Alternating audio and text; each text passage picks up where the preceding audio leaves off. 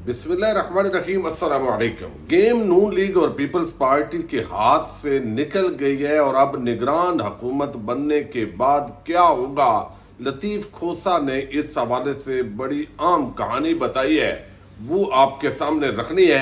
अली अमीन गंडापुर जो इस वक्त कई मुकदमात के अंदर मतलूब है, और ये मुकदमात भी उसी नौइयत के हैं जिस तरह बाकी तहरीक इंसाफ की क़यादत के खिलाफ बनाए गए हैं। अली अमीन गंडापुर ने नामालूम मकाम से एक ख़त लिखा है जो वज़ीर आला है निगरान इस वक्त खैबर पख्तूनख्वा की। इसमें क्या लिखा है ये भी आपको बताना है। फैसल वाडा की मुबैना तौर पर एक कॉल लीक हुई है जिसके अंदर जज की एहलिया को बचाने के लिए मुतासरीन के साथ वो जो गुफ्तगू कर रहे हैं वो किस नौइयत की है, इस पर भी बात होगी। और साथ ही जो इमरान खान के खिलाफ इस वक्त मुकदमात हैं उसमें अगला जो प्लान है वो क्या नजर आ रहा है, बात करेंगे। उम्मीद है समाअत करने के बाद हमेशा की तरह आप अपने कीमती फीडबैक से जरूर आगाह करेंगे। इस वक्त पूरी रियासती मशीनरी इमरान खान और तहरीक इंसाफ को माइनस करने पर लगी हुई है। महंगाई, बेरोजगारी और जिस तरह पाकिस्तान के जो रिजर्व हैं वो आपको इल्म है कम हो रहे हैं, एलसीज खुली हुई नहीं है, डॉलर की प्राइसेस फिर ऊपर जा रही हैं, बिजली, गैस, हर चीज महंगी हो चुकी है। आम आदमी की पहुंच से जो है वो अशियाए खुर्दो नोश वो बाहर हो गई हैं, लेकिन इनकी कोई टेंशन नहीं है। लगता यही है कि ये लोग पाकिस्तानी अवाम से इंतकाम लेने के लिए ये इक़्तिदार में आए थे और वो इंतकाम उन्होंने ले लिया है। लेकिन आप देखिए कि अब भी यही मंसूबे नजर आ रहे हैं कि हमने हर सूरत के अंदर अगर इमरान खान जो है वो नायल नहीं होते, वो अगर जेल में नहीं जाते और कंपेन करते हैं, अगर बल्ले का निशान भी मौजूद रहता है तो उससे भी ये इतने खाइफ हैं कि फिर जो है वो हमारा शायद बोरिया बिस्तर गोल हो जाए। चूंकि अवाम के अंदर ये नफरत की अलामत बनकर पूरा जो पीडीएम प्लस टोला इस वक्त हुकूमत के अंदर है वो आए हैं। लेकिन चूंकि जब रियासती मशीनरियां साथ होती हैं, जब साथ बात होती है, जब डील होती है, जब ढील होती है, तो फिर अवाम की राय को रद्दी की टोकरी में डालकर टेबल चार्ट पारी असम्बलियों के नक्शे बना लिए जाते हैं। तय कर लिया जाता है कि कितनी सीटें किस जमात को मिलनी है, एक स्प्लिट जो मैंडेट है वो होगा, और उसके मुताबिक अगली हुकूमत भी इन्हीं 15-16 जमातों को दे के मुल्क पर मुसल्लत करें। ये सौदेबाजी किस तरह की हुई है, नहीं हुई, ये सारी चीजें वक्त जो है वो साबित करेगा। लेकिन दूसरी तरफ आप देख रहे हैं कि एक इस्लामिया यूनिवर्सिटी बहावलपुर का स्कैंडल सामने आया। इस पर साबिक वफाकी मौजूदा जो वफाकी वजीर है उनके बेटे का नाम है, कोई गिरफ्तारी नहीं हुई। वहां का एक मेजर रिटायर्ड, उसको गिरफ्तार ऐसे किया गया जैसे वो उनका दामाद है, प्रोटोकॉल के साथ। ये इस मुल्क के अंदर कानून है। और दूसरी तरफ आप देखिए कि एक जिस तरह गरीब बच्ची जज साहब के घर वो काम करती है, उस पर जिस तरह तशद्दुद किया गया, उसको जिस तरह कीड़े पड़े हुए हैं जो बताया जा रहा है, हालत गैर है हॉस्पिटल के अंदर, और उसकी वफात की जो खबरें हैं वो भी आ गई थी लेकिन वो अभी जिंदा है। लेकिन उस बेचारी की आप ये अंदाजा लगाएं कि वो जो एहलिया है जज साहबा की वो इतनी तकड़ी है, गिरफ्तार नहीं हुई। पुलिस ने पूरा मौका फराम किया, गिरफ्तारी नहीं हुई, छापे नहीं पड़े। जिस तरह यहां तहरीक इंसाफ के घरों को ताले लग रहे हैं तो उस जज के घर को तो ताला नहीं लगा।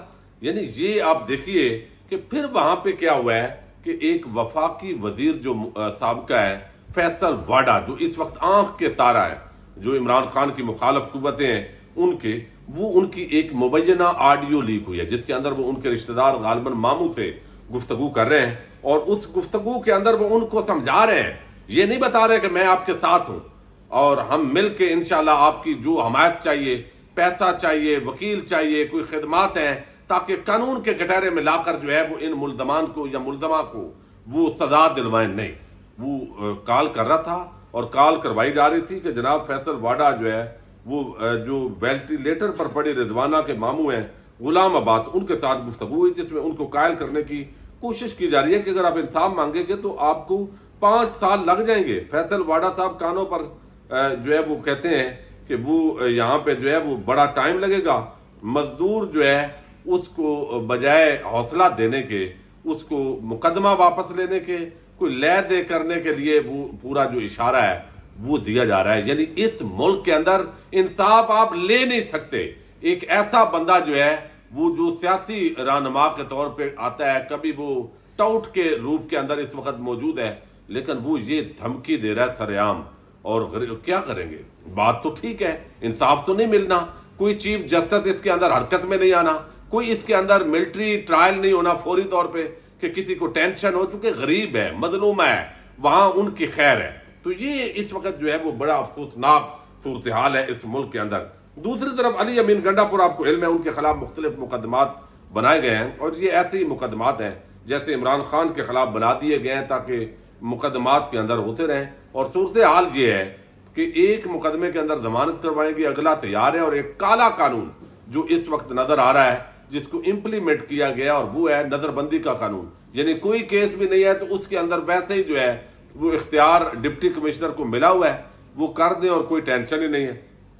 اب یہاں پر علی امین گنڈا پور جو ہے، چونکہ خیبر پختونخوا کے اندر جو گورنر ہے انہوں نے پوری طرح ادھم مچایا ہوا ہے، اور جس پر ان کے اتحادی بھی ناراض ہیں۔ اب اس پر جو ہے وہ علی امین گنڈا پور نے نگران وزیر اعلیٰ خیبر پختونخوا کو ایک خط لکھا ہے۔ نگران وزیر اعلیٰ ویسے بڑے لوگوں کی توقع تھی کہ کوئی غیرت مند آدمی ہے، لیکن وہ استعفیٰ دے دے گا، 90 دن سے آگے نہیں جائے گا، تو وہ تمام جو چیزیں ہیں وہ غلط ثابت ہوئی ہیں، سب چمٹے ہوئے ہیں۔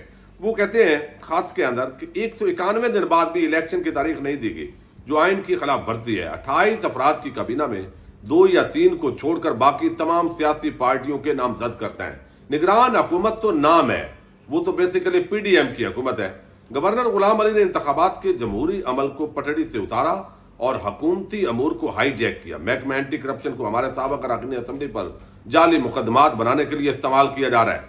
پھر وہ کہتے ہیں پرویز خٹک کی پارٹی کی تقریب میں شرکت کے لیے ہمارے 2 سابق ایم پی ایز کو پے رول پر رہا کیا گیا۔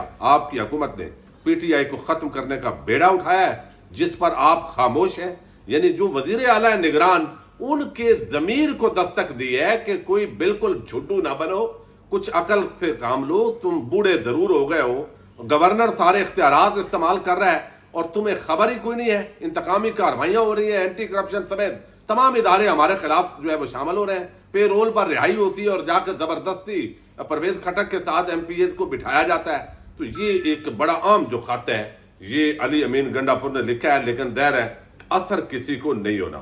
دوسری طرف جو ہے وہ اس وقت جو جس طریقے سے محمد مالک نے بات کی ہے، ایک حد تک یہ بات درست ہے کہ نواز شریف اور اسٹیبلشمنٹ یہ فیصلہ کریں گے کہ اگلا نگران وزیر اعظم کون ہوگا۔ مشاورت تو سب سے ہوگی، لیکن یہ پنڈی اور وہ آن بورڈ ہوں گے۔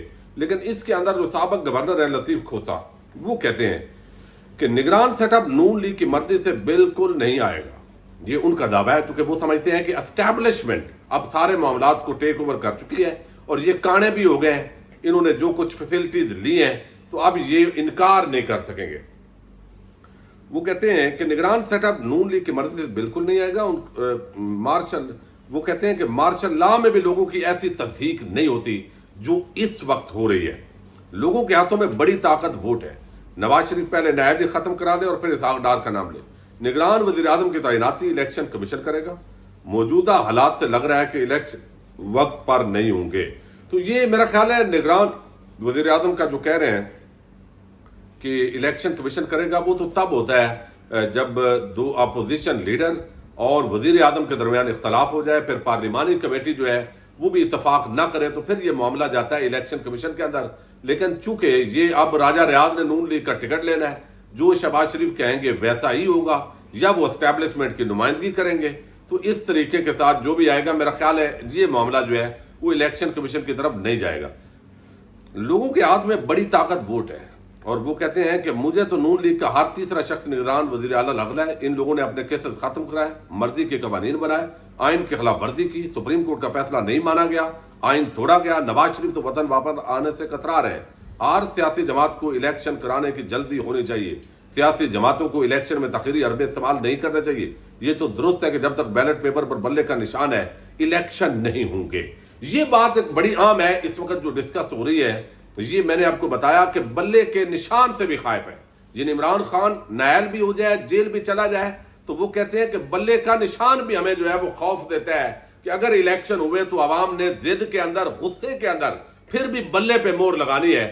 لہذا کوئی ایسا طریقہ نکالو کہ وہ پارٹی پوری جو ہے وہ نائل قرار دی جائے۔ کچھ توڑنے کا کام شروع کیا گیا ہے، کچھ باقی کام ہے، اور اس کے ساتھ یہ بھی اندیا دیا جا رہا ہے کہ اب جو عمران خان کے خلاف زیادہ کارروائیاں ہیں وہ جب نگران حکومت آئے گی تب شروع ہوگی، چاہے موجودہ جو حکومت ہے وہ یہ نہیں لینا چاہتی. بھائی جو بھی ہو سب کو پتہ ہے اسٹیبلشمنٹ اور موجودہ ایک پیج پر ہونے کے ساتھ ہی عمران خان کو کنارے لگا رہے ہیں. یہ تو ایک بدھو آدمی جو ملک کے اندر ہے، تھوڑی بہت بھی سمجھ بوجھ رکھنے والا ہے، اس کو بھی یہ چیزیں سمجھ آ رہی ہیں. لیکن گیم جو ہے اس حد تک نگران حکومت بننے کے بعد یہ توقع ظاہر کی جا رہی ہے کہ نون لیگ پیپلز پارٹی کے ہاتھ سے نکل سکتی ہے، چونکہ الیکشن 60 دن میں ہونے ہیں، 90 دن میں ہونے ہیں، یا مزید 6 ماہ اس کے اندر لگ سکتے ہیں، ایکسٹینڈ کرنا ہے. یہ گیم الیکشن کمیشن اور اسٹیبلشمنٹ کے پاس ہے، اور چیف الیکشن کمشنر جو ہے وہ ظاہر ہے اس کے ساتھ ایک پیج پر ہو کر یہ فیصلہ کرے گا. اس معاملے کے اندر زرداری، نواز اور باقی جو ہے ان کے بھی خدشات موجود ہیں. لیکن جب ان کو کہا جائے گا کہ عمران خان کی نیالی ہو جائے گی، پارٹی اینڈ ہو جائے گی، پھر آپ ہی یہاں پہ جو ہے وہ گھنگرو توڑ کے ناچیں گے، تو وہ بھی سب کچھ جو ہے وہ پھر رضامندی کے ساتھ قبول کرنے کے لیے تیار ہوں گے. پاکستان کے اندر پارلیمنٹ کی تدلیل شاید تاریخ کے اندر اتنی نہیں ہوئی جتنی اب ہوئی ہے. 15 اراکین نے کل 29 بل وہ پاس کر لیے ہیں. کوئی پڑھا بھی نہیں ہے، کچھ پتہ بھی نہیں ہے، لیکن سب کچھ ہو رہا ہے. اندھیر نگری چوپٹ راج ہے، لیکن کبھی تو انشاءاللہ طلوع سحر ہوگی. اجازت دیجیے گا، اللہ حافظ.